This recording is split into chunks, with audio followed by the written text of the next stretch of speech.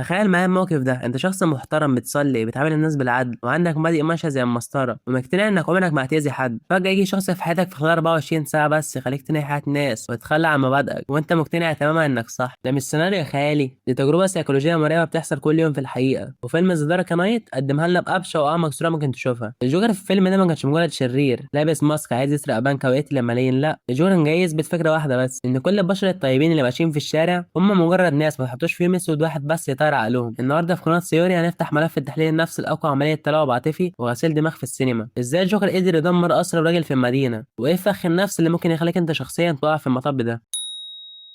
أول خطأ بيقع في أي شخص لما بيحاول يفهم إنسان ذكي أو خطير هو إنه بيحاول يقيس تصرفاته بالمنطق التقليدي. يعني إيه منطق تقليدي؟ يعني معظم البشر لما يعملوا حاجة بيكون عندهم دافع واضح، إما عايزين فلوس أو سلطة أو شهرة أو حماية لأهلهم من البوليس. حاولوا يفهموا الجوكر، حطوه في نفس الخانة دي، افتكروا إن المجرم عايز ياخد حصته من الفلوس ويمشي. لكن الجوكر نمط النفس مختلف تماما. الجوكر شخص بينتمي لمدرسة في علم النفس اسمها العدمية. العدمي هو إنسان مقتنع إن الحياة كلها ملهاش أي قيمة، وإن الأخلاق والقوانين والعدالة دي مجرد ألعاب عبيطة اخترعها البشر عشان يحسوا نفسهم بالأمان. لما الجوكر مسك جبل الفلوس اللي اشتري بلد وولع فيه بولعه بسيطه، هو ما كانش بيعمل حركه مجنونه، هو كان بيبعت رساله صادمه لكل الناس: انا مش زيكم، الفلوس اللي انتوا بتقتلوا نفسكم عشانها ملهاش اي قيمه عندي، وانا جاي اهد اللعبه اللي انتوا عايشين فيها كليا. وهنا تيجي خطوره الجوكر، الشخص اللي ما عندوش حياه يخسرها، هو ما بيهموش الفلوس ولا حياته شخصيا، مستحيل تساومه او ترهبه. وعشان الجوكر فاهم سيكولوجيه البشر كويس جدا، عرف ان عشان يهد المجتمع ده مش محتاج يقتل كل الناس، هو محتاج بس يكسر الرمز الطيب.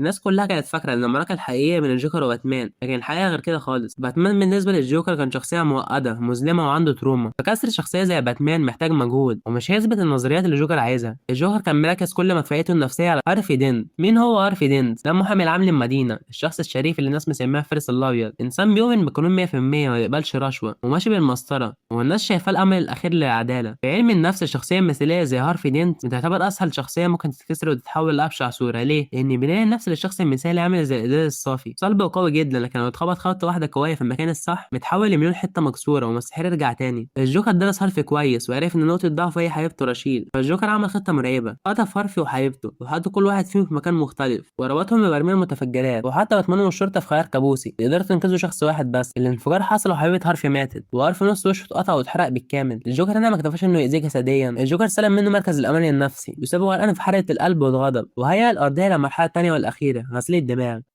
المشهد ده بالتحديد بيعتبر درس قاسي جدا في السيكولوجيا والتلاعب بعقول البشر. الجوكر ما دخلش على راسي بمسدس عشان يهدده او يعذبه، الجوكر دخل عليه بمنطق ملتوي. ركز معايا في اللي الجوكر قاله، لان دي الطريقه اللي بيتم بيها تدوير عقول الناس في الواقع والتحكم فيهم.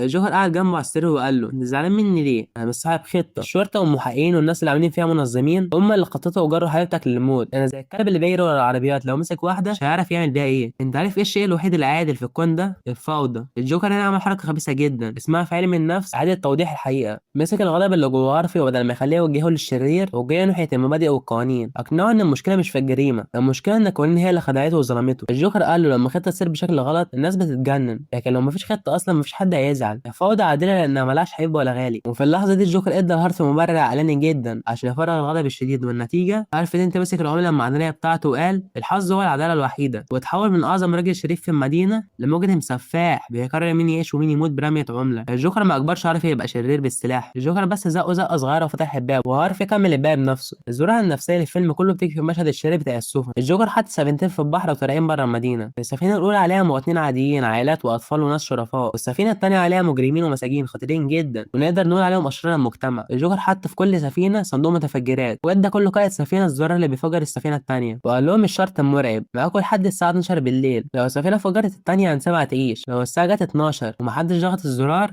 انا هفجر السفينتين. الجوكر هنا عمل ران سيكولوجي متاكد 100% ان نظرته هتطبق، كان متوقع ان المدنيين الشرفاء هيفجروا سفينه المساجين فورا بحجه احنا ناس طيبين وافاضل وهم مجرمين ويستاهلوا الموت عشان نعيش احنا، وكان متوقع ان المساجين هيفجروا سفينه المدنيين بدافع الوحشيه وحب البقاء. الجوكر كان عايز يثبت لباتمان ان الاخلاق دي قناع زائف، وان الخوف من الموت هيخلي الطيب والمجرم يتصرفوا بنفس الوحشيه. لكن اللي حصل في المشهد ده كانت الصدمه اللي كسرت غرور الجوكر ودمرت نظريته. المدنيين على السفينه الاولى قعدوا يناقشوا بعض وصوتوا، ولما جه وقت الضغط على الزرار محدش قدر يمد ايده ويقتل ارواح تانية لان ضميرهم منعهم. وعلى سفينه المساجين طلع ظابط مجرم ضخم مسك جهاز التفجير من ايده القبطان ورمى الجهاز في البحر بكل هدوء وقال له: هنا محدش فينا يقدر يضغط.